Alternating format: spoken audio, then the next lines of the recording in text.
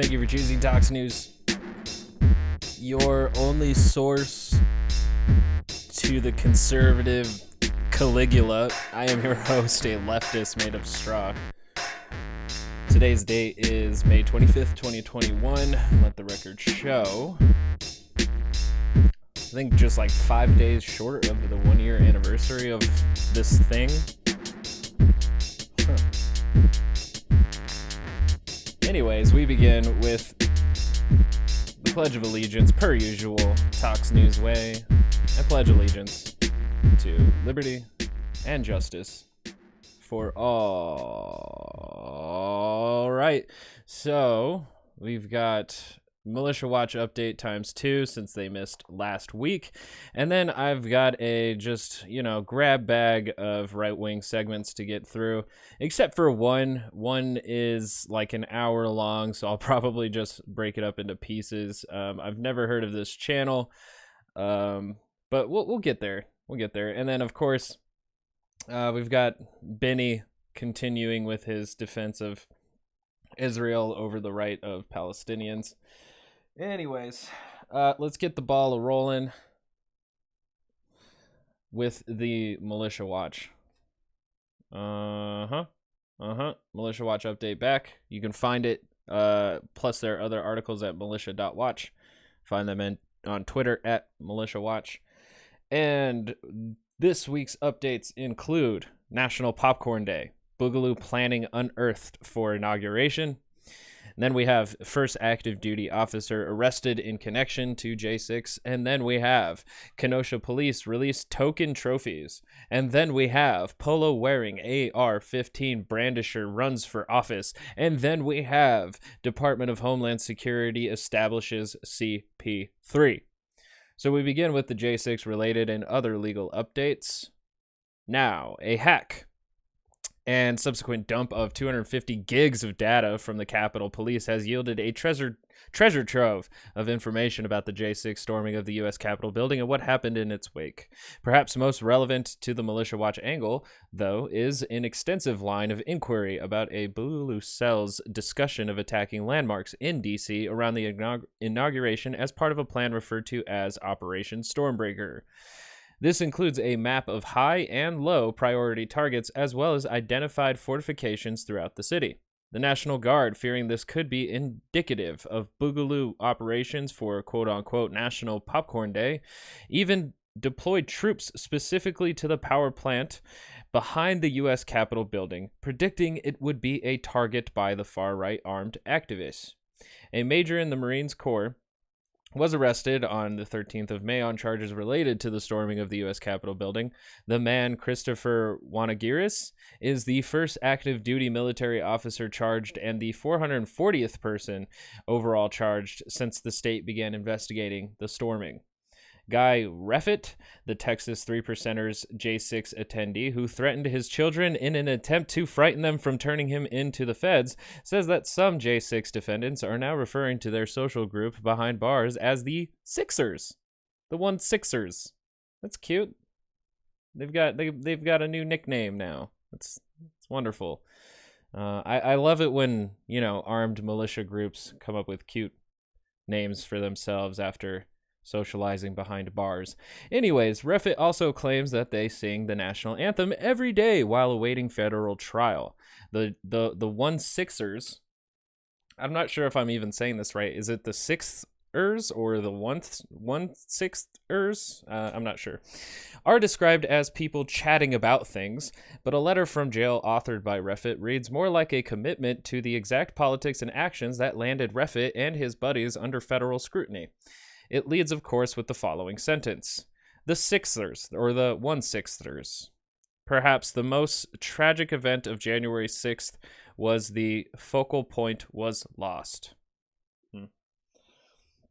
The California man who threatened to battle against Democrats apparently had a 3%ers decal on his car. The man has now claimed in court that he built the 5 fully operational pipe bombs for, quote, leisure functions solely, unquote. Yeah, pipe bombs are great for relaxing on the beach, for sure.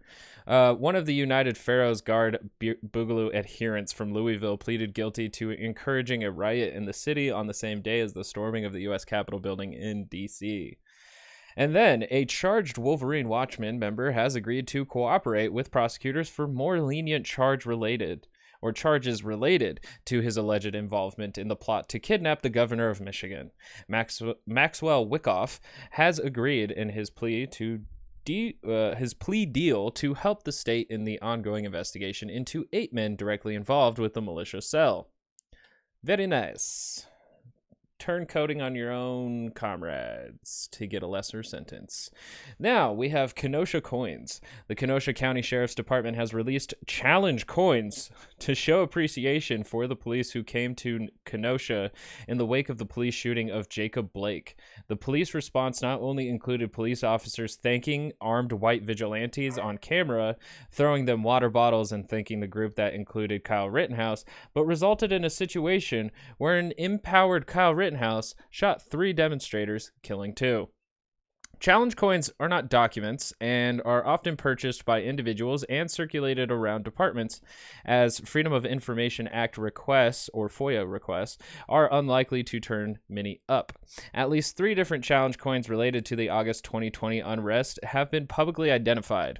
A thin blue line one, an extremely busy civil unrest 2021 featuring the crest of the Kenosha police, and one that shows a row of police in riot gear reading "Hold the Line," which are all displayed below. So if you want to see these coins, they are on Militia Watch's website, which challenge coins is a very weird concept to have when you have a bunch of vigilantes coming to defend private property from protesters.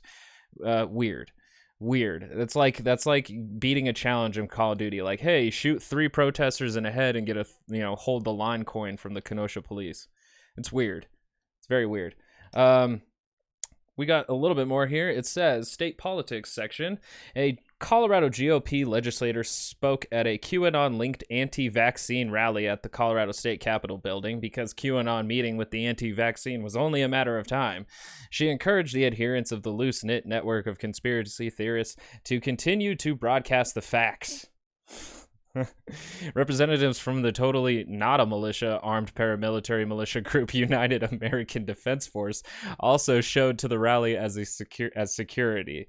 The UADF, as they are known, was encouraged by the event's organizer not to show up after the group's leader Joe Oltmann was denied a speaker role at the rally. Oh my god, this is wonderful. I really love it when conspiracy theorists can't fully develop their shit together. I love it. Washington, because the less cohesion there is, the better off the rest of society truly is. Washington Governor Jay Inslee signed a bill on the 12th of May that bans open carry of firearms at protests and at the state capitol building. SB 5035 also bans knives, bats, and more within 250 feet of a permitted protest anywhere in the state. That is at least going to attempt to deter violence, but that acts of violence of themselves are already illegal, so I guess if you can preemptively arrest somebody just for having a weapon, that's at least that's something. But then it's basically just going to promote more concealed carry, so people are going to be more sneaky with their weaponry at protests. Cool. Mark McCloskey, a man most famous for pointing a gun at BLM demonstrators outside his home. Oh yeah. Where's McCloskey been? He has announced he is running for U.S. Senate. Oh God. Oh shit.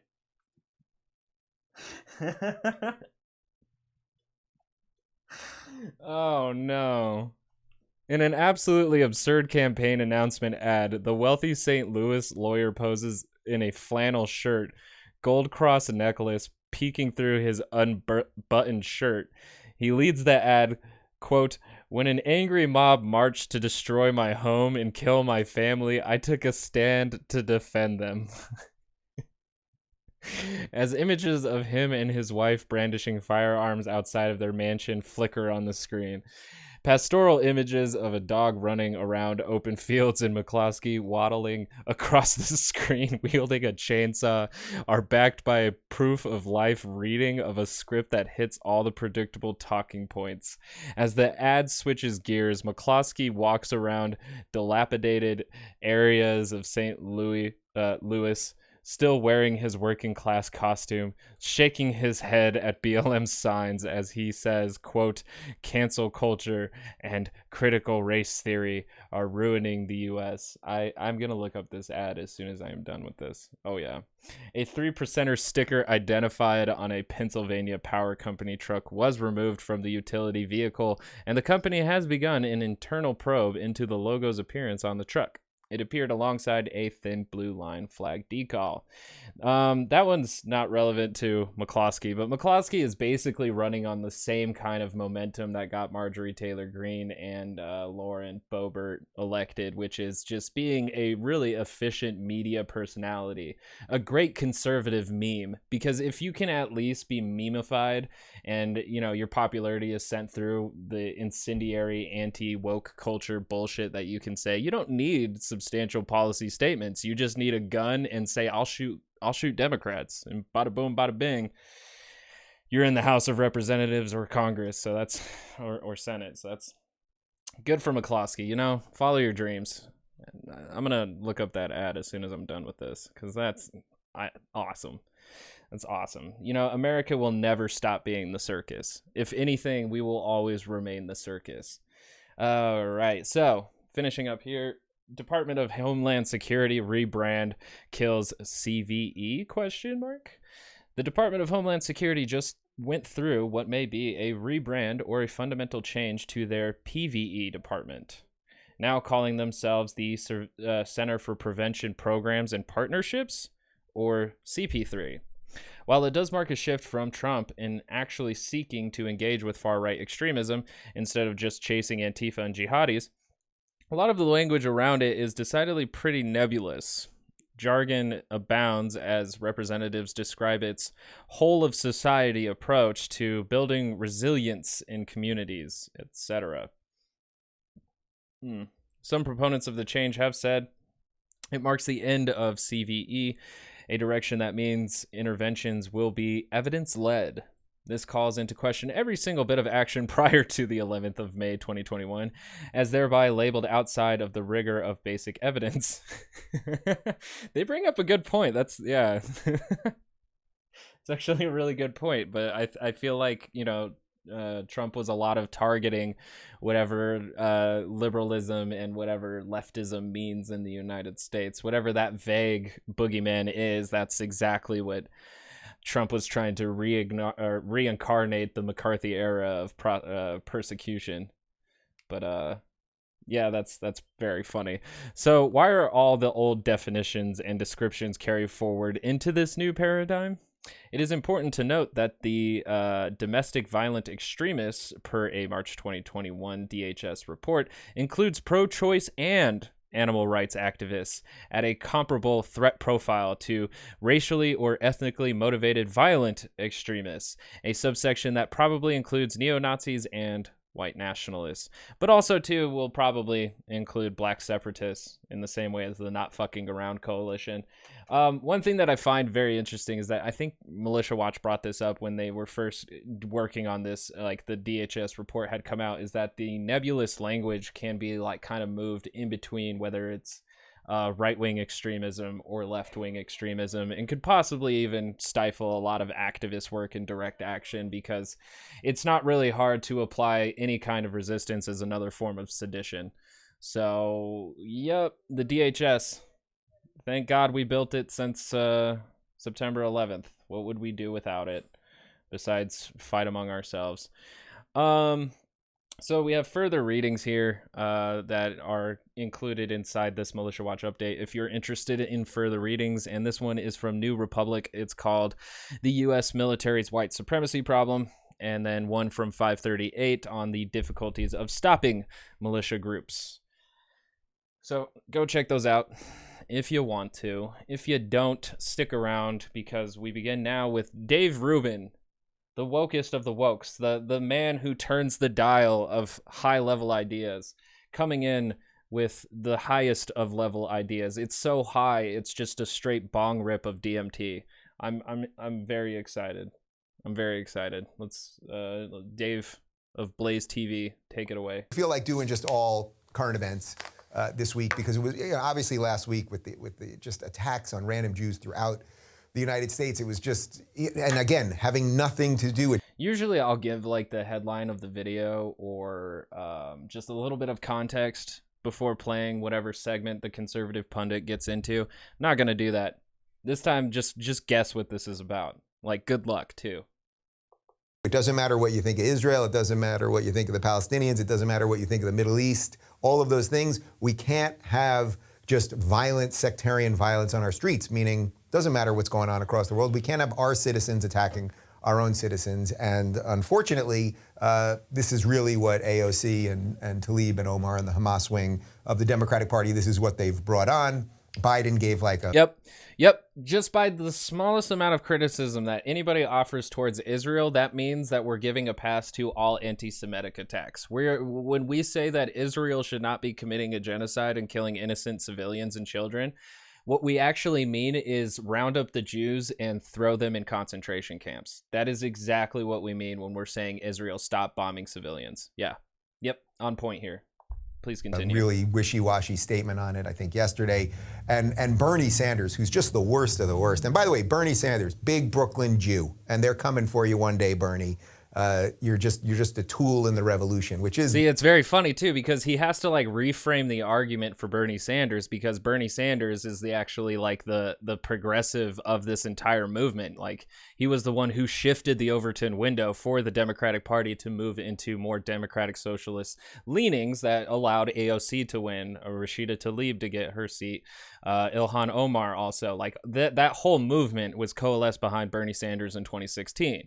Now, it's very weird to say that the squad, the women of the squad, created this circle of anti-Semitism by criticizing Israel, and somehow Bernie Sanders is just a pawn of that, because since he's Jewish, he's just somehow the poster child of, you see, it's not anti-Semitic language, it's actually like thoughtful, rational critique of Israel, but really that's all just a ploy, and as soon as everybody turns their back, we're gonna get Bernie Sanders too, because we really just want the Jews. Like, what the fuck? Like, we're 48 seconds in, and this is not even high level ideas. This is just like straight batshit crazy ramblings of a man who has a diary, like a video diary that unfortunately the rest of us have to consume because he's funded by millionaires to feed us his thoughts. Like, wow. Just so much wow. And it's like, no wonder Joe Rogan doesn't invite this dude on his show anymore, because holy shit.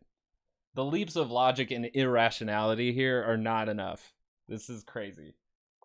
The nice part of this thing. Like, they'll take out Bernie, as I've been saying for years, but Bernie tweeted out something about we must stop the rise in anti-Semitism and Islamophobia. And it's like, what are you talking about? Like, he can't even, they're literally just hunting down Jews in New York City, going to the Diamond District where they know Jews work, throwing, explosives, beating people on the street.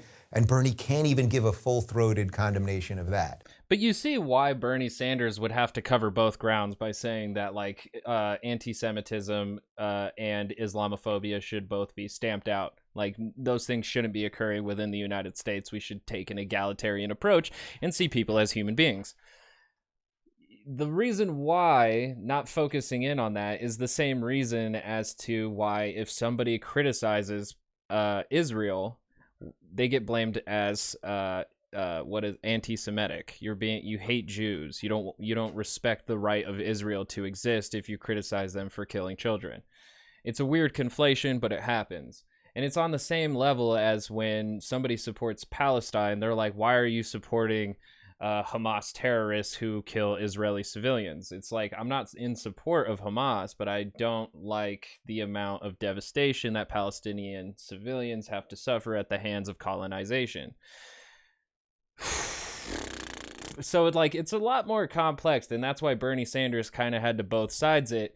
But even that wasn't sufficient enough, because you shouldn't be mentioning the Islamophobia. You should only be mentioning the anti-Semitic attacks when we're talking about the specific action of anti-Semitic attacks in New York City, which is the one viral video going around where somebody had shot fire or a firework at some Jewish people, and that's not right. That's not okay, and it really serves nothing in the way of the Palestinians or the conflict in itself. But it's been taken as like this major recourse on how everybody who is pro-Palestinian feels about pro-Israel people or Jewish people, when that's just not necessarily the case. And that's just feeding into the whole idea that conservatives have never really wanted to participate in good faith discourse. It's always really about the political agenda and how that gets moved across, and a lot of that has to be cherry-picked context and ahistorical whitewashing and a whole host of misinformation, disinformation things. And like Dave Rubin is literally perfect at that. He is like so removed from any actual educational intellectual response that he will feed you any kind of conflation that will then get you to understand a Ben Shapiro argument. It's fantastic. Like, I really got to give dude credit where credit is due. He is a great stepping stone for much smarter conservative pundits. Like, he is really good at getting like the really dumb shit in so that the smarter people can sell you the wrong interests, at least for yourself.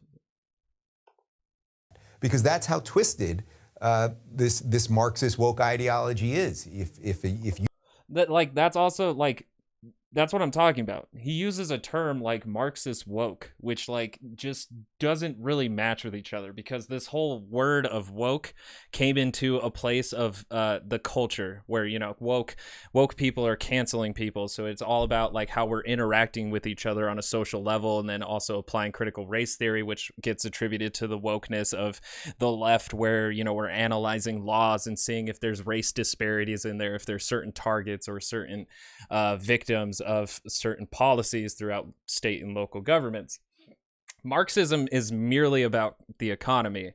There's nothing cultural or societal about it. It's the structure and analyzation of the economy. So when you say Marxist wokes, you're just throwing words together that like infuriate the right people, but doesn't really actually inform them of anything real, You see a group that doesn't count in your intersectional calculator, in this case Jews, also Asians, well then you got to figure out a way to make it work. So, we condemn the anti-Jew stuff and the Islamophobia, but what are you talking about? What are you talking about? Anyway, moving on from all of that, although it's loosely connected, I think you'll see why in just a sec, we found this old clip of Thomas Sowell, and I've been quoting Thomas Sowell so often lately, and I think you guys know I just finished my second book, and I go into a little bit more about what it was like to interview him and how he affected me and everything else. So we've been finding these videos on YouTube, and I thought it would be interesting to play this and analyze it a little bit after. This is from Free to Choose. So I've also covered Thomas Sowell as well, and I think that video or podcast was like 6 months old. It goes back. It's called Thomas Sowell Will Stimulate You as Much as Your Average Conservative or something like that. I'm not a big fan of Thomas, and Thomas is used in a lot of right-wing circles as kind of the peak intellectual of like anti-intellectuals, where he uses his big brain power to discount any other big brain. So not a big fan. I haven't read any of his books. I've watched a few of his lectures, and he's honestly like the economist, like Jordan Peterson to me. Like, I don't know. I can't really even explain that even any further, but if you're aware of Jordan Peterson and how he affects with like social philosophy, then I'm going to say Thomas Sowell is his equivalent on the economic side. That's, fight me about it, but I'm saying it. Enterprise. This was actually a debate that Thomas Sowell did, and this is probably about 30 years ago or so. In other words, you keep telling me how these are wonderful ideas. It's just that they never work out in practice. It's like the Marxists who are telling us that Eastern Europe wasn't really socialism. Nothing that ever existed on this earth was ever really socialism. It's only in their imagination. At some point, you have to ask yourself, could it be that this principle cannot work out in practice with human beings as they exist on this planet? That's pretty wonderful, is that since we've seen so many models of socialism fail, that it's just not a workable model for human beings.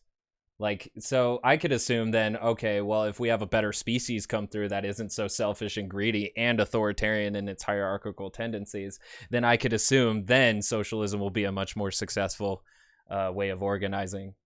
At least from like Thomas Sowell's argument there, is that would kind of lead me to, okay, so socialism just isn't a system for human beings, not necessarily because of the tendencies of socialism, but because of the human tendency to either dominate or exploit.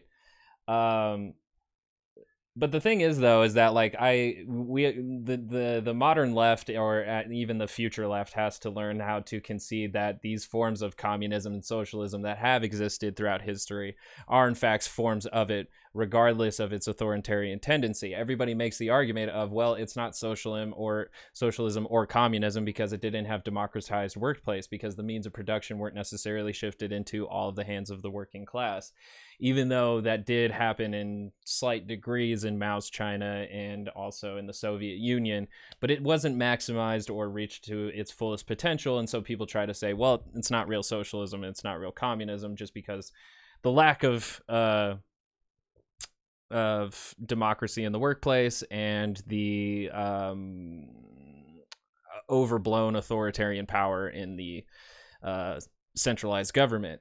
But it still is a model, if not a tweaking, of what Marx had intended as communism and socialism. So it might not be what we exactly imagine theoretically, but it is still an implementation of it, and we have to accept it, in that if we are actually going to build something that is more successful and more prosperous than the dystopian authoritarian nightmares that were produced in Russia and China and various other countries that attempted socialism and communism. So I'll like slightly grant Thomas Sowell that point, but that doesn't mean necessarily that socialism and communism in the theoretical world as they exist right now aren't unviable. Even with the Paris Commune only lasting for about, what was it, like a week, it still showed a moniker of success. We can give credit to the Soviet Union with its GDP growth, although it had there was a large amount of death and a large amount of subjugation. It still, with its central planning model, was able to have a GDP growth much faster than the United States. It ultimately failed due to a lot of other reasons. But then we can also use examples from Catalonia and Rojava. They're not the best examples, because while they have been trying to build socialism and communism and anarchism, they were also knee deep in like war. So, they're not perfect models either, because they've never really been able to be their economic and political organizing during a peaceful time where they can merely focus on economic infrastructural growth. They're constantly at war. Catalonia was fighting off its oppression of the fascist regime of Spain during the 1930s. Rojava fighting off the fascist regime of what's his name, Bashir al-Assad in Syria. So I don't know. We're kind of working with what we've got, and to say that capitalism is the only model and the only successful model, while it is extremely flawed and has led to the imperialization, colonization, and increased suffrage, while also lifting, living quality, there's just a very worthy debate of the success failures of both of these systems and what we can really pick apart to choose to move ourselves into a better realm of living and organizing. That was a lot. That was a lot to rant about. But the thing that really grinds my gears about the conservatives is that they really oversimplify things when none of it is very simple. I just love that. I know it's just a quick little bite there. We didn't want to overload you. See, they're afraid of overloading you. They're afraid of you getting too much information. I think that's very unfortunate, especially to like people who are aware of Dave Rubin probably aren't like doing anything other than political shit. Like you're probably a quite fairly political person to the point where you annoy your close friends to where they don't want to hang out with you because you watch so much Dave Rubin. So I think it's very unfair and disingenuous, and also like wrong to assume that your viewers can't really consume all of the content, all of the information. Like you have to put it in a tiny bit and you have to simplify things because you're afraid of overloading your own viewer. Again, I'm pretty sure Dave Rubin is literally the stepping stone for smarter people to take over. I'm pretty sure. Why don't we link to the full thing down below? We'll link to the There full we go. thing if you want to watch Okay. actually the whole conversation. And so I'll also include this Dave Rubin video in my description so that you can go get that Thomas Sowell video as well. You can just watch all of it. Fuck it. There. But that last line there, at some point you have to ask yourself, could it be that this principle cannot work out in practice with human beings as they exist on this planet? And that's exactly, as I often talk about, the Thanos principle of the left, which is they believe they can create this perfect system. The perfect system never works anywhere and always kills a lot of people. Communism and socialism have killed millions and millions of people, caused massive migration. I mean, again, like, it's really difficult for socialism to have the same prosperity as capitalism has had in certain regards, mainly in that, like, it's never been able to actually develop without hindrance from the existential forces. So it's not that like it's an impossible motive or that it like inherently inevitably leads to death and suffrage, because we could also make that argument in capitalism, because as we exist in the world of capitalism, we can attribute most of the causes of suffrage to that economic system, especially when you can trace the line of suffrage straight to a corporation's policies. So like capitalism isn't perfect. Socialism, communism aren't perfect, and yet we're not allowed to try and conjure up some sort of perfect system that would try to alleviate the suffrage of human beings and not have to exponentially grow a small amount of people's pockets while, you know, increasingly draining the pockets of the bottom 50%. It's intellectually vacant. Like, I can just hear the conch shell of the waves from Dave Rubin. Like, it's just literally an empty shell that makes sounds, you know? That's literally what we're being offered here in the form of resist whatever leftists tell you. That's all that's being offered here. That's it. That's literally it. Across the world to come to places like America to escape that shit, and now these buffoons are importing it. And I call this the Thanos principle, because what did Thanos want? There are finite resources, and I'll do the thing that nobody else will do. I will snap my fingers and wipe out half of existence because I'm the good guy. Thus, there will be peace. It's very Emperor Palpatine too. Yeah, it's very weird that arguing that like socialists want to evaporate like 50% of the planet in the same way that Thanos did in order to have the proper resources, even though a bunch of socialist thinkers for a long time have said that we've already reached the point of like production, consumption, and automation to be able to provide for the world and over that. Even though capitalism and its current model is leading us to a pretty heavy let's say Armageddon with climate change. That's going to kill a lot of people. And capitalism isn't necessarily saying, if you don't implement me, I'll snap my finger and I'll do it. It's more like, if you keep using me in the manner that we have, we will actually have to face the repercussions of our over-industrialized civilization on a planet of finite resources. So capitalism really is going Thanos route, because maybe capitalism can be a little bit easier to reform after half the planet has to go through climate change. Who knows? But yeah, it's very weird that socialism has the infinity glove right now, rather than capitalism, which is overbloated, oversupported, and completely overrated.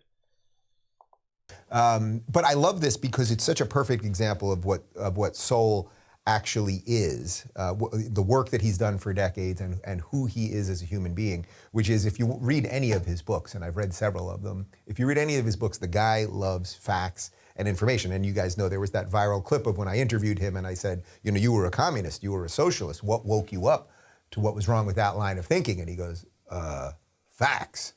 And it's just so perfect because... Yeah, you know, it's such a rational and logical explanation. When somebody says, what made you reconsider your life position, and your simple answer is facts, everybody should then reconsider how they live and just use the word facts to dictate how they operate at that point. Oh man.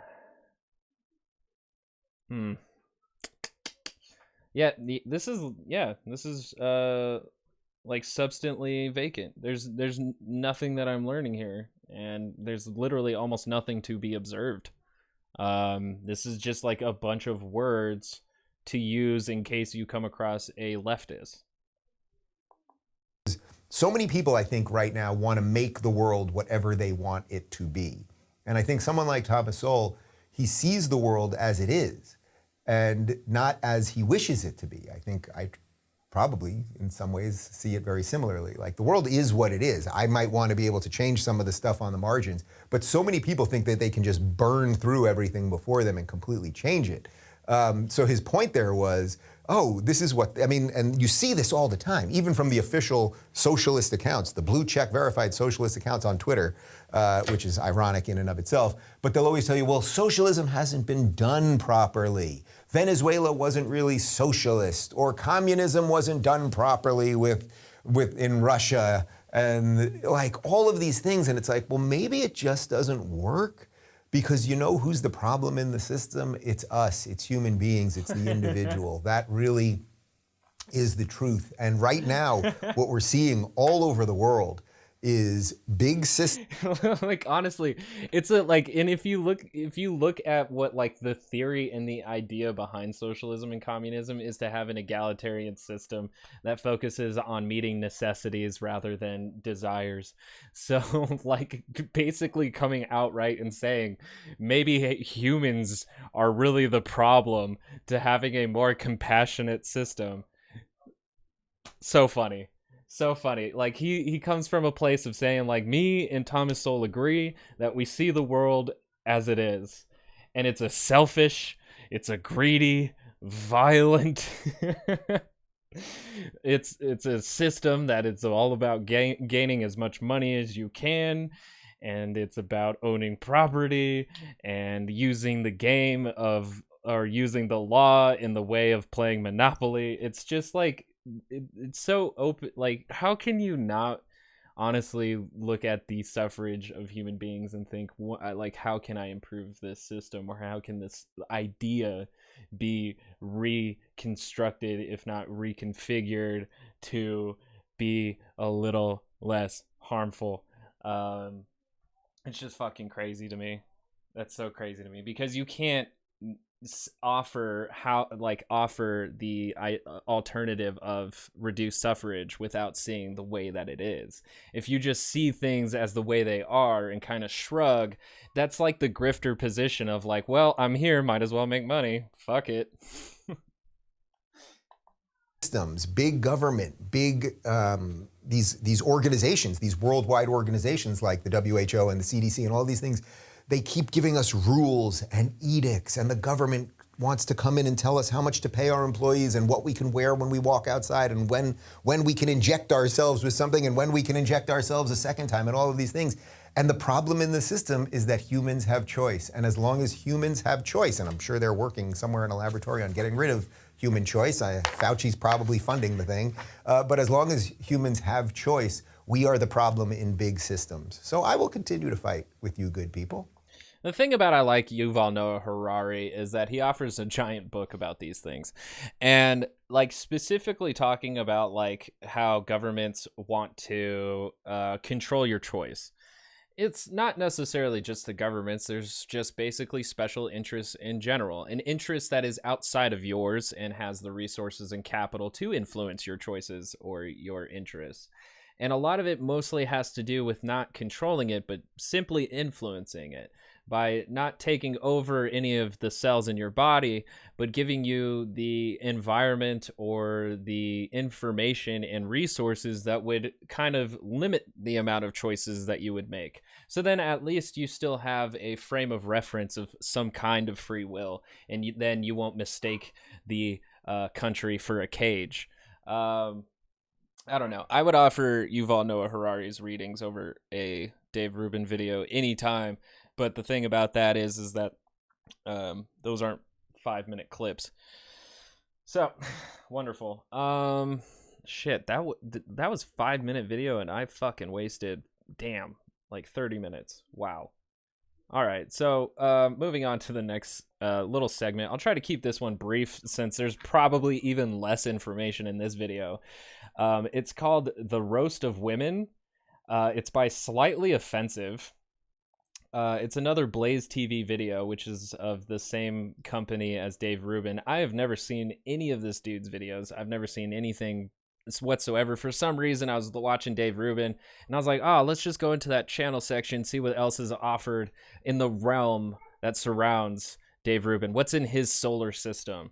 And I found this in the Blaze TV section because Dave Rubin is a sub-channel of Blaze TV, and so is this one. And I had to click it mainly because it's got my favorite. I haven't done any of his videos, mainly because there's nothing to learn from this guy. But holy shit, Jesse Lee Peterson, my favorite. He's my favorite. The alpha of alpha males is in the house with Slightly Offensive, whoever this beta is. And the video is called The Roast of Women. Now, it's an hour long. I'm not going to do the whole thing. This is just a kind of dip of my toes in the pool and seeing what the water's like. And then we're going to get into Ben Shapiro after that. So strap in. Women. Beautiful yet complex creatures designed by God to be man's helpmate. They're just amazing, aren't they? Raising our kids. Okay.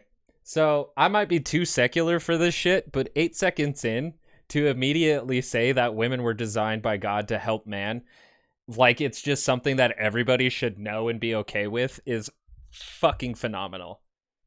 Like that, it's honestly like that's something. If the video wasn't in color and if it was like in black and white, I would assume this shit came out in like the 1950s. Kids taking care of our homes. Well, what changed? Now they have blue hair, spend all of our money, don't thank us for anything, and then order Uber Eats and expect us to be happy? Yeah, well, it's about time that we... Holy shit. This is some, like, top-scale incel stuff right here. Oh, wow. Humble these creatures and bring them back to the place that... How do we humble these creatures?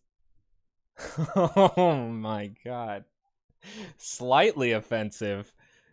You think this is slightly? This shit is like meant to trigger a feminist. That God designed them to be. This is the roast of women.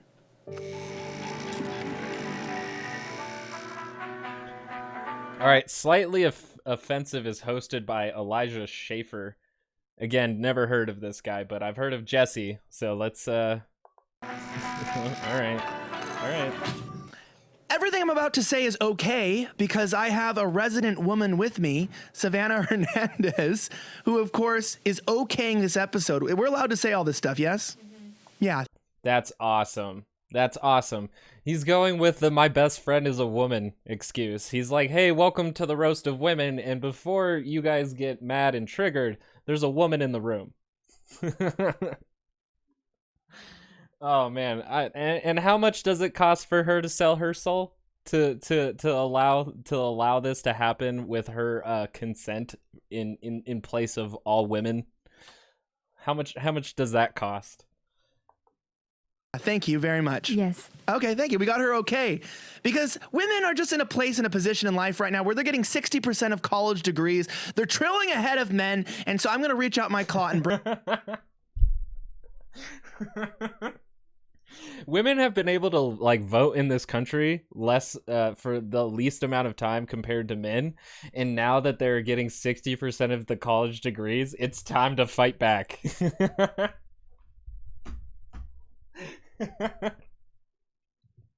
Like, dudes, settle the fuck down. You might actually turn into like the homemaker. Like, dudes might actually, like, the roles could shift, you know? You could chill at home all day, drink a beer with the kids, dudes. Like, chill the fuck out. That's, oh my God. That's so funny. That is so funny. Bring them back. And on that note, welcome back to Slightly Offensive, the best, worst show on Blaze TV, where we always have 8K confetti graphics of color. I am your top 17 host. And to talk about... I mean, some of that, all right, some of this is funny for the wrong reasons, like entirely the wrong reasons, and then some of it's like moderately funny and it's fine. Like it's at least slightly more enjoyable than Steven Crowder's, but it's the same level of misogyny for sure. About this issue, I brought on not only a resident woman to okay it, YouTube, but I also brought on a woman expert, Jessie Lee Peterson of JLP Talk. Welcome to the show. Thank you so much. That is not somebody I would call a woman expert. Not an expert at all. Not at all. The man who's like gotten divorced like just recently too. Like, and is proud to be divorced. Jessie Lee Peterson. Oh my God, he's here. Oh, I'm so happy right now. So much for having me on, man. I can't even tell you guys like when the last time I've seen a Jessie Lee Peterson video. I think it's almost been like 6 months or longer. Oh, I'm so excited. And I appreciate it. This segment of the podcast is just for me. This is literally just for me. Been what, like a couple years since we've been on air together? It has been. Time goes by fast. So, can I ask you a question? Why do women do stuff like this? Check this out. This is what's going on here, Jessie. Well, you have to realize women have illogical minds. They don't have a logical mindset. And so when the father Like, so the thing is, though, is they provided a picture from TMZ Sports of a woman breastfeeding her child while doing a handstand, which I'm going to be honest, like, is kind of a creative way to get both your feeding and your yoga done at the same time. So I don't necessarily see the problem. It's kind of odd that it would be on the TMZ Sports page, but I would need to see the heading and also a lot more context of what's going on here, other than it's a ridiculous idea for somebody to be upside down breastfeeding their child. I'll admit it's weird, but in the privacy of your own home and seeing the yogi benefits that could come out of this, like, honestly, I wouldn't. Who cares? It's even to the point of like, who cares and why would you like? Oh, I guess it's something that would go viral on the internet regardless. So, yeah, maybe, I don't know. My sensitivity to this shit might be turned down. Like, I actually see the benefits of like doing, some certain things that you need to do while also getting your yoga done. It's multitasking. I actually see a lot of logic and also like left and right brain getting some work in here. Hold on. Let's return to like Jessie Lee Peterson level of thinking now and get a understanding as to why this is coming from the illogical mind of a woman. Fathers are not raising their children because the mother turned them away from their fathers, or the father's not around. And even if he's in the home and he's not guiding the wife in the right way to the mother of the children to raise them, the mother doesn't know how to do it. So the kids grow up just like the mother, and they have illogical mindset. And in that mindset, they're looking for peace. They're trying to build their egos, and they don't know what to do. So they end up doing insane things like this woman is doing, posing upside down with the baby under grass, breastfeeding the baby. She's a lost, unhappy female, and she does. See, like, the level of assumptions. She's a lost, unhappy female.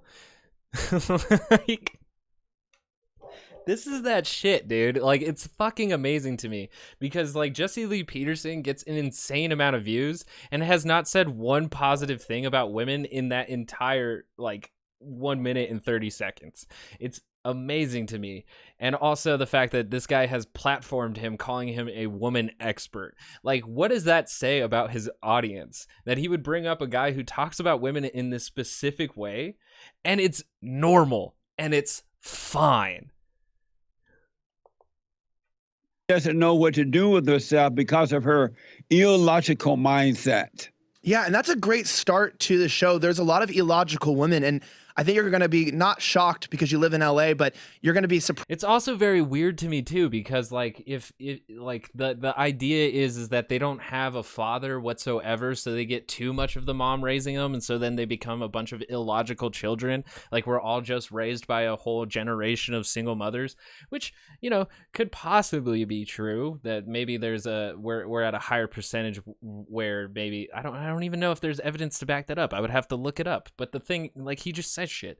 Anyways, if it's true that we've reached for some reason a point of where mostly like most Americans have been raised by single mothers, that is like that's what's causing all of our problems. That, like, the single mother thing, not enough like male representation, and yet it's the mother's fault for being illogical creatures, that they fucked up society, rather than like not providing enough resources for those mothers to properly raise their children in a society that already causes a bit of chaos and a lot of other it's weird.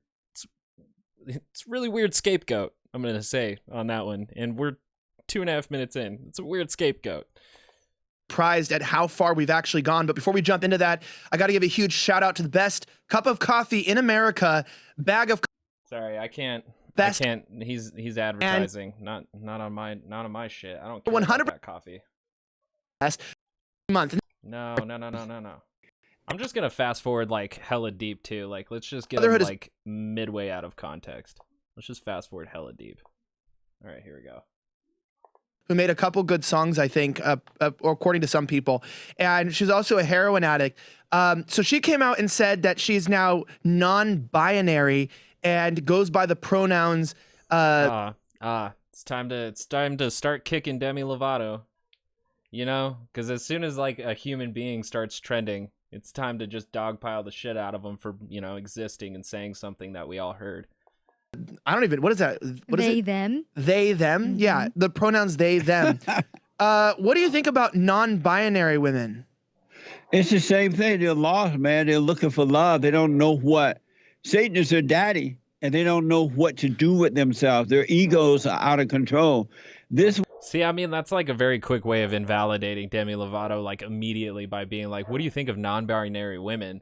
When, like, you know, the whole idea is that it's not supposed to be a non-binary woman. It's supposed to be a non-binary person, someone who doesn't want to play by our gender rules. I don't know if about want to or just doesn't play by our gender rules. They're very fluid. So yeah, again, just kind of even the idea of a woman being a person and them not fitting the gender or the general standard convention of gender identity, that just invalidate it immediately. Scratch it from the record. This woman, Demi, whatever her name is, first of all, she need to grow her hair back, because a woman's beauty is her hair, right? They are lost. This woman is looking for the love of a father. That's why when they do get married, the husband become her father. The wife is he's the father to the wife and the children after they have all their babies, right? This woman, to me, is lost. She's evil. She's looking for the love of her father. That's why she's going with the they, them, or whatever, because she doesn't know who she is. She is lost. The next step in that, though, is, do you have this video? There's this on TikTok. Do you ever use TikTok, Jesse? I mean, the fascinating thing is that if somebody's on the, you know, journey of self-discovery, because like society doesn't necessarily fit the way that they feel inside, because society and civilization it's not that it can't, but it isn't usually a one size fits all. Like, there's a lot of people who also want to jump the grid. Monks don't necessarily live inside the same society that the rest of us do. Most, I guess, Hermetic people really wouldn't. But it's like, you know, Jessie Lee Peterson basically says she's lost, but she needs to return to the fold of society, at least American society and culture, and how that operates. And if she can play by our rules, then she will find herself again. Even if it, like, just dismisses entirely of what her inner world is like. So, yeah, this is like traditionalism trying to, you know, physically beat the woman back into the kitchen and keep her mouth shut. Like, this is the type of shit that would lead us exactly to a Gilead if it's this normalized, which it is for how many people watch this shit? like 66,000. Yeah, 66,000 people. This was extremely normal, and about 6,000 of them took the time to like it. So about like 10% of that were like, yeah, that shit right here. I don't, but Okay. I know that some of my staff do. They have some of my videos on TikTok. I don't put them up myself. Oh, well, TikTok is what a lot of shows us the current state of Western civilization. And I'm Yeah. telling you, if you spend a few minutes on there, you will lose a lot of hope for the future. But we know our hope. What the fuck? What the actual fuck? No. Like, I wouldn't say that any website by itself, whether it's TikTok, Twitter, YouTube, Facebook, Parler, Tumblr, Instagram, any one website by itself cannot represent the entirety of quote unquote Western civilization. It can't even represent like a fraction of an entire civilization or section or continent. Like, that's so weird. That is very weird. That's a weird thing to say, and to be like, this is what we're becoming because you don't like what you see on the screen and you're afraid of citizens actually living a life different than yours. That's fear-mongering on the level of like a Nazi would. So like, chill it out, breathe, smoke some weed. Maybe, you know what, heroin might be like a good choice for you. You might need like heroin to chill the fuck out. Yeah, I'm not a doctor, but I would recommend it. No shame about that as well. Even though with floppy breasts, you know how sometimes the breasts fall. Oh, just by the way, I fast forwarded it some more because I was over that bullshit. So let's hear this. Or whatever. They go to the beach with just no shame with floppy nasty breasts. We got to get the men back in order, man. It's time for men to return. It's not normal for a man to. Real men don't hate boobs the way that Jesse Lee Peterson does. I'm gonna throw that out there. I don't think real men hate boobs the way that Jesse Lee Peterson does. Have a woman over him. The man should be over the woman. It's not normal to have fear and cater to the ego of the woman. We got to help women overcome their fallen state, and that's what's needed right now in this country. Yeah, and look, here's a good example. Let's give something positive. See this? This is a woman overcoming. She was not taking care of herself. She was morbidly obese. She looked really where is, I don't know. This is like this, right? You have all this kind of stuff, but if you get back to her, she was just like, she actually took care of herself. She looks feminine again. I hope that she's making good choices, that she's going to get married and have kids, right? Not just, you don't just want to be hot as a woman. You want to be attractive for your husband and to be married. What do you think about women who... The only reason why women should be attractive is to produce babies. We've reached it. We've reached the peak of enlightenment at 39 minutes of this hour-long conversation of don't women suck. All right. All right, let's get with Ben Shapiro and then fucking get out of here. Oh my God. People have the right to defend themselves by all fees. All right, yep. I began again with absolutely no context. This one, again, Ben Palestinians Shapiro as an talking about, you guessed it, insane Iran-backed Hamas admits to attacking civilians. The one-sided reporting of this never-ending conflict, which is coming to a grotesque peak, is beginning now after me laughing pretty hard at the involuntary celibacy of Jesse Lee Peterson.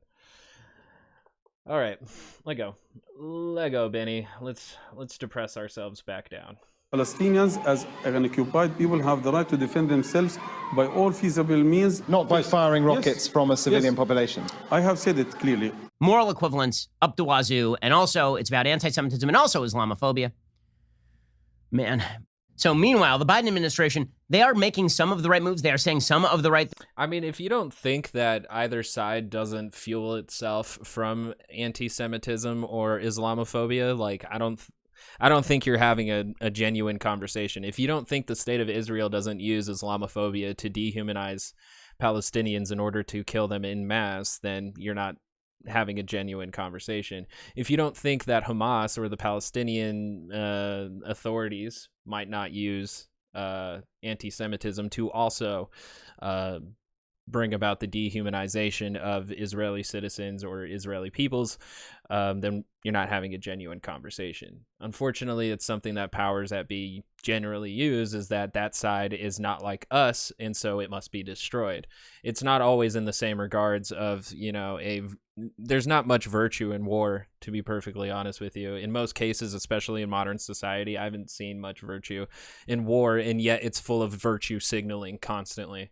So I don't like Ben Shapiro kind of scoffing at like, oh, it's about anti-Semitism and Islamophobia. Like, yeah, dude, it is. Like, both sides are doing it. The only thing that both sides aren't doing is killing as many civilians. One side's doing it a little bit more than the other. Things. So, for example, the Biden administration, Joe Biden put out a statement today. He said the recent attacks on the Jewish community are despicable and they must stop. I condemn this hateful behavior at home and abroad. It's up to all of us to give hate no safe harbor. So good for him. That's an actual statement, as opposed to all the rest of these pathetic Democrats who are putting out statements about anti-Semitism and Islamophobia. Again, it's a pretty incredible thing from the same people who are very concerned about the phrase "all lives matter." Right? When someone say "Black Lives Matter" and somebody else would say "all lives matter," how dare you? You're devaluing our movement. The same people are like, anti-Semitism and Islamophobia. Now, at least All Lives Matter was rejecting the basic contention that black people were being specifically singled out for harsh treatment by the police with regard to being murdered by the cops. Okay, that's a statistical reality. But when it comes to anti-Semitism, there's a radical uptick in anti-Semitism. I mean, I don't mean to move the goalpost, but it's usually in the justice system holding accountability for when cops use excessive force against African-American citizens. I think that's more of what the conversation of, not the organization Black Lives Matter, but in talking about whether we're going to do alternatives or what the reform measures should be focused on. The social justice aspect of it is accountability, not necessarily of we need to eliminate all cop shootings, because unless we reduce the gun, like the gun population or the amount of guns basically in our streets, whether it's in private citizens or in the cops' hands, until we reduce that, gun violence is really going to be at the levels that it's at. The UK and other nations that have much harsher gun laws, even to the point where the police don't normally carry handguns on their sides, see a lot more reduced in gun violence, but still violence nonetheless. It's okay. All right. We got to find a center here, because I feel like Ben Shapiro is going to try and get at me, and I can't let it happen. Semitism, and these same Democrats are like, yeah, and also Islamophobia, which is the same way they shied away from Ilhan Omar being a radical anti-Semite last year, when they were like, we condemn anti-Semitism and also all these other forms of hatred and everything bad in the universe. Baffling with bullcrap. Anyway, the Biden administration saying the right things on anti-Semitism, the Biden administration suggesting Israel had a right and a duty to protect itself last week, so they did a lot better on this than I thought they were going to. Meanwhile, however, they are indeed pursuing bad policy with regard to the Iranian regime. So the Iranian regime is the state. It is the sponsor state of Hamas. Right? Hamas admits that they got all of their technology from Iran. And Hamas acknowledges that Iran backed them. And in fact, Iran cheered the attacks. According to the New York Times, Tehran jumped at the chance to portray militants' barrages on Israel as revenge for Israeli attacks on Iran. The leadership of Iran, engaged in a long shadow war with Israel on land, air, and sea, did not try to conceal the pleasure it took in the most recent Israeli-Palestinian conflict. Tehran praised the damage being done to its enemy. State news media and conservative commentators highlighted Iran's role in providing weaponry and military training to Palestinian militants in Gaza to hammer Israeli communities. So Iran is making no bones about the fact that it supports Hamas. Meanwhile, Hamas is acknowledging that they openly commit war crimes. Right, here is Hamas's spokesperson on Sky News, basically. I mean, we've like seriously though, the School of Americas in South America, what was it? This film was made in appreciation of the Mujahideen. Like, there's so many things with the United States, kind of training, terrorist cells and death squads. It's kind of a thing that happens from time to time. So who would be surprised that Iran or any other country really would also participate in those things? Like, we're pretty familiar with Iran helping the Houthi rebels in Yemen. So this isn't like in a pass on things, but it's just like the level of demonization towards Iran and the absolvement of like every other nation is just like, we need to start criticizing governments and states and not the peoples. That's the real issue that we're fucking up pretty hard, is that we need to start focusing on criticizing power and not necessarily just the idea of all the people who live in those nations, because we keep punishing them, especially as we recruit all of them and send each other to war to kill for these nations. It's such a bummer, the framing of this, that just leads to so much nonsense and malarkey, just too much malarkey, too much.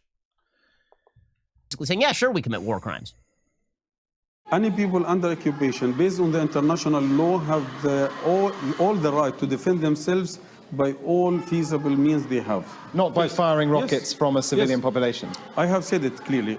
Palestinians, as an occupied people, have the right to defend themselves by all feasible means, including armed resistance. But when it comes to civilians, we have said it many times. We are ready to stop firing rockets or attacking civilians if the Israelis stop attacking our people. It's unbelievable. So he's saying openly, right? This is Bassem Naim, who's the Hamas spokesperson. Remember, this is the government that people are supporting. When you say, I support the Palestinians and the Palestinian-Israeli conflict, you don't mean the Palestinian people unless you also want to get rid of Hamas. But you don't want to get rid of Hamas. So what am I left to conclude?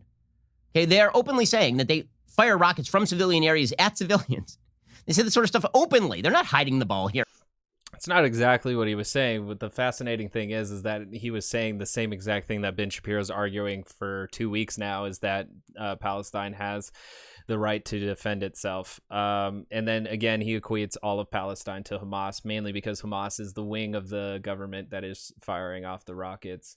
So it's very fascinating to me. I'm not sure if it's like really comparable, but it imagines in my scenario that like we basically elect a, say, I don't know, general from the army or a commander from the army, and basically see kind of not an insurrection, but more of a military coup, where mainly the military branch becomes more of the administration, and they won one election. And let's say they won, I'm using the Ben Shapiro method here with let's say.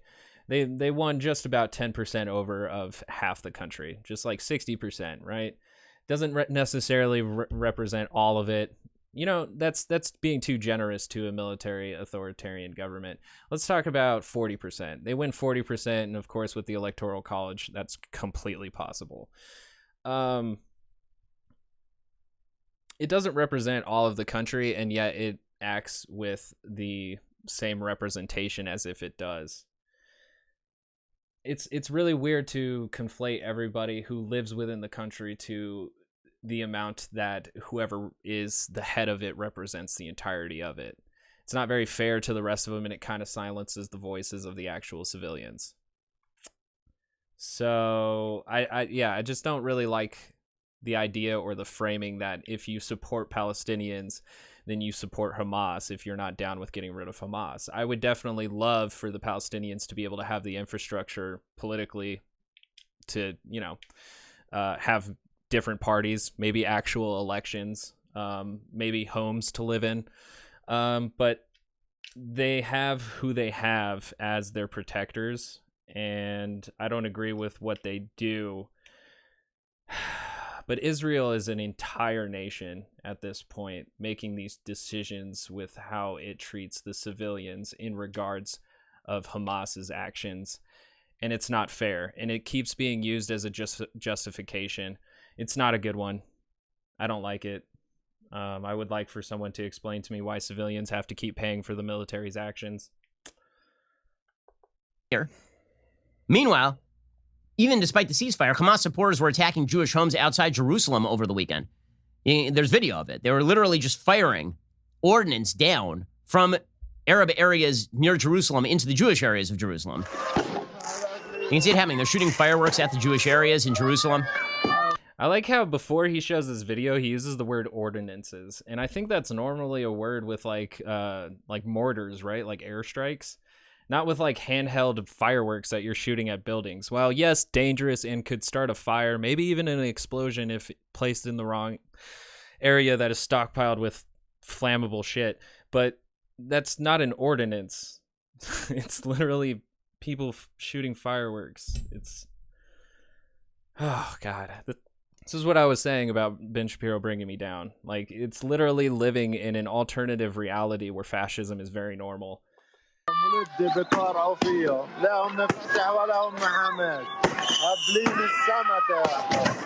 Unreal. You hear the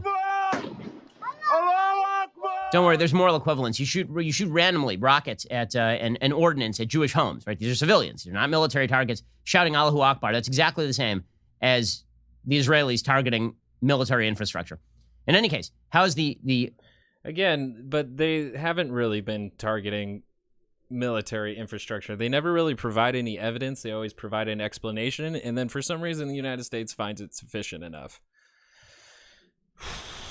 And it's not the same as an airstrike that, you know, the multiple bombings in the past 2 weeks have killed over 200 Palestinians. Those were fireworks that have no reported deaths whatsoever, and yet we're creating outrage for it. There's probably better rocket strikes than that specific video that would at least be a worthy criticism of Hamas's actions, even though you admitted that those were just Palestinian civilians shooting those fireworks, which it's really hard for me to get that mad at them because they're living in a world where they feel oppressed. And I'm gonna get some shit from conservatives who say I'm giving a pass to terrorists, but they're living in a world oppressed. I like John Brown for the work that he did in the slavery days, and it's kind of hard for me not to root for the underdog in this particular case. It's fucked up. The whole thing is fucked up, but the way that it's being framed is entirely unfair. Biden administration responded to the fact that Hamas, an Iran-backed terrorist group, just committed a vast act of terrorism against America's ally Israel. Blinken says we have to cut a deal with Iran. Here is Tony Blinken, the Secretary of State. Many of these actions are going forward now, while and have gone forward over the last few years under the so-called maximum pressure being exerted by the previous administration, and clearly did not get the result that we all seek, which is to curb all of these activities. But the first thing that we need to do is put the nuclear problem back in the box. That's why we're committed to trying to see if Iran will come back into compliance with the nuclear agreement, the so-called JCPOA. That's what we're engaged in now. The lie that the Biden administration is talking about here is they say, well, if we get them back in the nuclear box, we'll stop them from the terrorism. Except that's not what they do, okay? The JCPOA did not stop Iran from fomenting terrorism. How do you think Hamas got all these rockets? Hamas was having its stockpiles built up more rapidly before Trump pulled out of the JCPOA than after the JCPOA was ended. And Hamas, all these terrorist groups get support from Iran. When Iran has more money, they spend the money on terrorism. John Kerry admitted as much after cutting the Iran deal in the first place. Well, Israel understands that it has to rely on itself in large measure here, which is why there was a giant blast at an Iranian complex housing their drone factory. So Israel shot down an Iranian armed drone the other day. And mysteriously, a complex that houses a factory that makes Iranian drones has now suffered a major explosion. The blast at the weekend, over the weekend, injured at least 9 workers at the petrochemical factory in Isfahan. The Iran Aircraft Manufacturing Industrial Company, which produces a variety of aircraft and drones for Iranian and pro-Iranian forces, is located in the complex. Iran has not provided information on the cause of the incident, but Israel, of course, has carried out significant strikes internal to Iran. Meanwhile, speaking of the supposed non-radical... Wait, did he just admit that that Israel has been doing drone strikes in Iran? What the fuck? A variety of aircraft and drones for Iranian and pro-Iranian forces is located in the complex. Iran has not provided information on the cause of the incident, but Israel, of course, has carried out significant strikes internal to Iran. Meanwhile, speaking of the supposed non-radical... Significant strikes internal to Iran. Like, I haven't heard... What? It's very weird that he kind of just glossed over that. Like, hold on. Israel drones. Blast at Iranian complex housing drone factory injures 9. Come on. So that one's very specific to that. Revolutionary drone.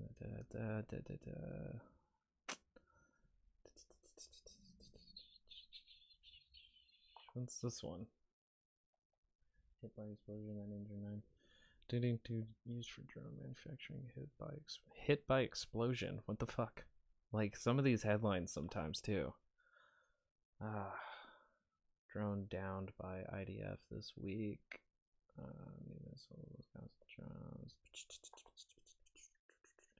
All this news is like really recent, and that's not what I'm looking for.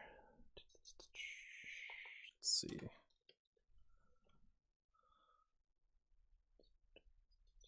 Nope. How can you search by year? Because like it's still bringing up articles from a day ago. All right. I gotta start learning how to use this Google filter because this is some big BS. Alright, I can't do this mid-podcast. That doesn't make any sense. So, it does look like, though, that this has in fact happened. No explanation. A complex that houses a factory that makes Iranian drones has suffered a major explosion days after Israel had claimed that Iran was providing drones to Hamas in Gaza. The blast at the weekend. Wait.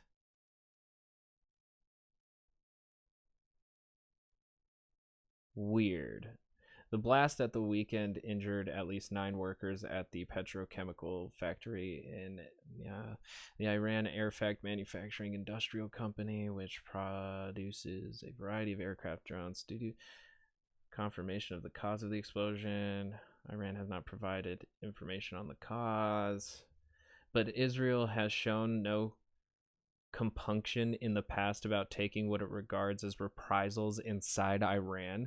Why is everybody saying this shit and I can't find more articles? The fact that like Ben Shapiro glossed over like it's no secret that Israel occasionally drone strikes in Iran, and then The Guardian basically says that too. This is why is it is kind of a secret. I had no idea. The Israeli Prime Minister Benjamin Netanyahu on Thursday showed the remains of what he described as an Iranian drone that was downed on Tuesday after crossing from Iraqi or Syrian airspace. Conflicting reports emerged on whether Iranian officials extended an agreement that gives UN nuclear inspectors access to Iran's nuclear sites for a further month. The extension is critical to give negotiations in Vienna time to complete talks on reviving the wider nuclear deal between the US and Iran. There were reports that the inspectors' technical agreement would be extended for a month, but this was a contradiction. Yep, geopolitical complications. But I still, like, it's very weird that he glossed over that at the end, but still admitted it nonetheless that from time to time, Israel is known to have drone strikes in Iran, which, like, then why wouldn't Iran fund Hamas? If you're, like, occasionally just flying in their airspace real quick, blowing up one of their drone facilities, why wouldn't they fund Hamas? Radicalism of Palestinians on the Temple Mount. Remember, according to Ilhan Omar and Rashida Tlaib and everyone else lying about the situation in Israel, this is all kicked off by Israelis attacking Palestinians on the Temple Mount, which is insane. Again, I've been up on the Temple Mount. Jews have to be guarded by police forces as they are ushered through the holiest site in Judaism. Meanwhile, Arabs have free reign on the Temple Mount because it is effectively run by the Islamic Waqf. Al-Aqsa was being used as a staging ground for attacks on Jewish police officers. So even after this, there's a vast video emerging, like after the ceasefire, of people attacking police officers on the Temple Mount. In fact, videos on social media have shown, believe it or not, that members of the hundreds of Palestinians inside the Al-Aqsa Mosque were cheering they forced out the Jerusalem Grand Mufti. Okay, the Jerusalem Grand Mufti is a guy named Mohammed Hussein. He works for the Palestinian Authority. Hey, and supporters inside Al-Aqsa forced him to leave while shouting, "We are Mohammed Diaf's men." Mohammed Diaf is the terror head of Hamas. They're chanting this inside a mosque, a very peaceful and religious place. I remember the last time inside a synagogue, we started chanting for support of terrorism, but apparently this is common practice. I mean, he's getting mad over, like, semantics, but because Americans have a very, like, I don't know, myopic view of jihadism, which, like, again, not making apologetics for, the Crusades were just as insane as jihadism, but, like, it just doesn't really serve the argument. Like, it's really just building up the Islamophobia and the hate for Muslims when we really like focus in on the logistics of what people were shouting in the preparation of going to battle.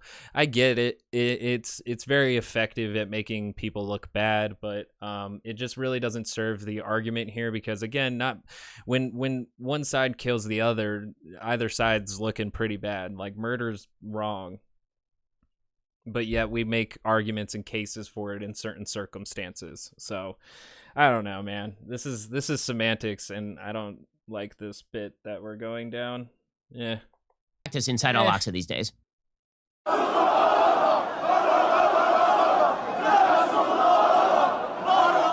So they're chanting about how they are Muhammad Deif's men.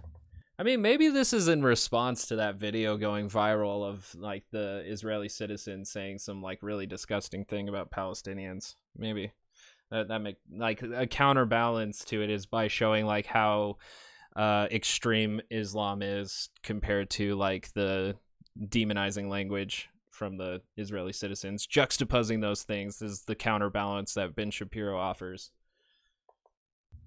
Don't worry, everything is fine. Everything, and you know what? Moral equivalence up the wazoo, and also it's about anti-Semitism and also Islamophobia. Man, you know, there are certain conflicts in ideology where things sort of crystallize. And honestly, if you have a tough time with this one, I've got to question your moral bona fides. If you and then, oh my God, really? He actually like appropriated what a lot of people have been saying about like during the bombing of like last week when it was really heavy, when people are saying there's some things about this conflict that really aren't that complex, and there's the fact that like Israel is disproportionately killing and ethnically cleansing the Palestinians. Now he's using this in the equivalency. Like, you can see how extreme these Muslims are. It shouldn't be that complex for you, even though like yet again they're not doing the same level of death toll and destruction as the Israeli government is doing. And so he comes in with it shouldn't be that hard to figure out. One side is a bunch of jihadists, the other side is Jewish people, just harmless Jewish people.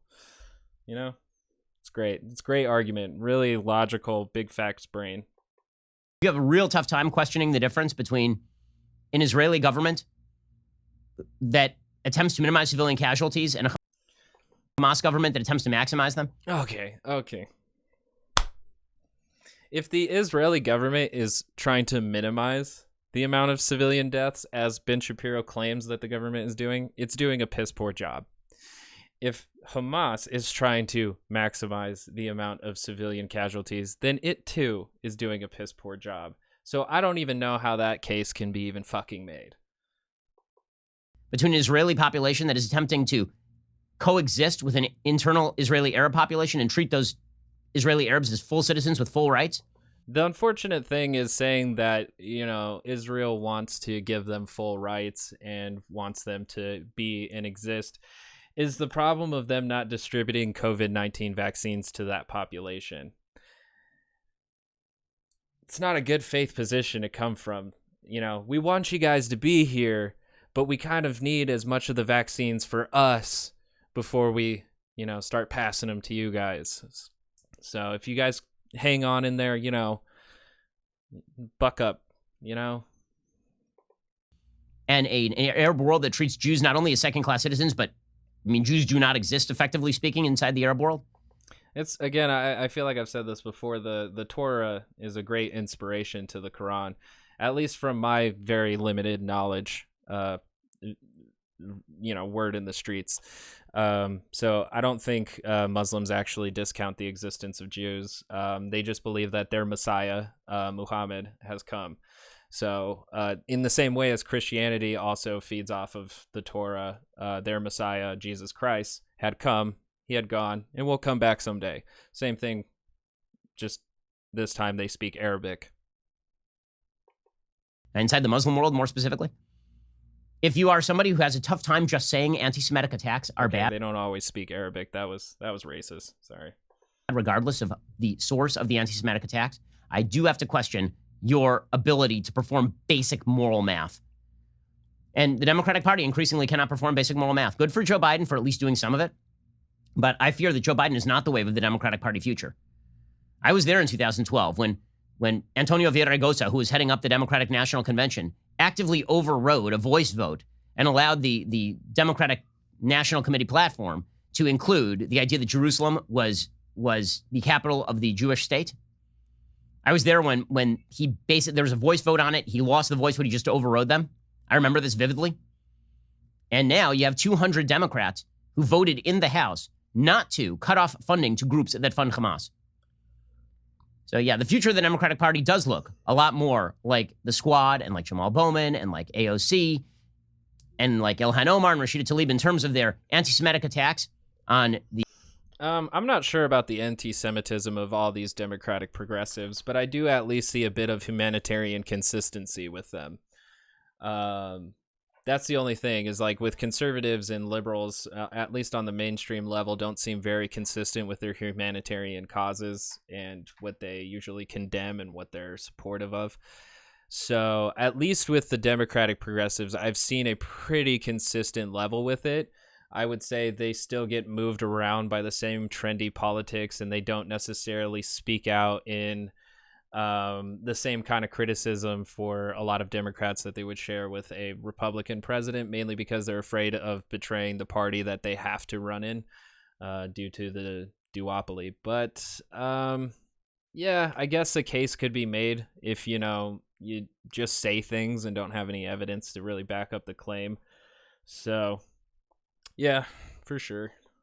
The Jewish state, and by extension, a certain level of tacit support for anti-Semites in the United States, and sometimes not so tacit. I mean, AOC was meeting with like, again, I just want to say before he closes out that I think that Jewish people probably do need a state for themselves, because conspiracy theories of them running the world exist here in the United States as well. So at some point, with the wrong kind of leader, it may not be safe to be in America as a Jew. So I do definitely believe they should have their own safe place and state. It's just hard for me to agree with the amount of corpses and displacement in order to do that, to say that this is the best way possible of doing so. That's my contention, and I feel like a lot of people may or may not share it, but we're just, stereotyping and glossing over and generalizing everybody and everything. Thank you for joining the Whaley Dyer. I'm not really going to let him finish his point because I'm pretty triggered and I'm sick of this. So I'm going to hop out. Thanks for joining Talks News. Like if you liked it, dislike if you don't. I saw that new dislike. I'm digging it. Thank you. Appreciate it. Rate, review, subscribe. The Twitter at ToxinPod, TOXNPOD. And happy Tuesday. I hope you have some delicious tacos, because Tuesdays are for tacos.